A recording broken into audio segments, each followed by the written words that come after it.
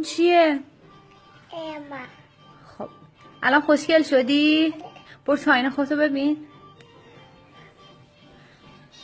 برو.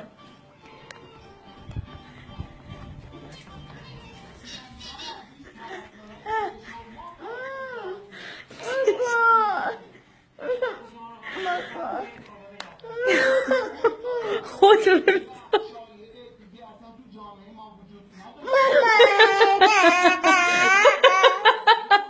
عزیز خوشگل شدی. خیلی خوب باشه بریم پاک میکنم شبیه بابا شدی. خب نزن خودتو، من پاک میکنم. آروم باش. آروم. پاک میکنم.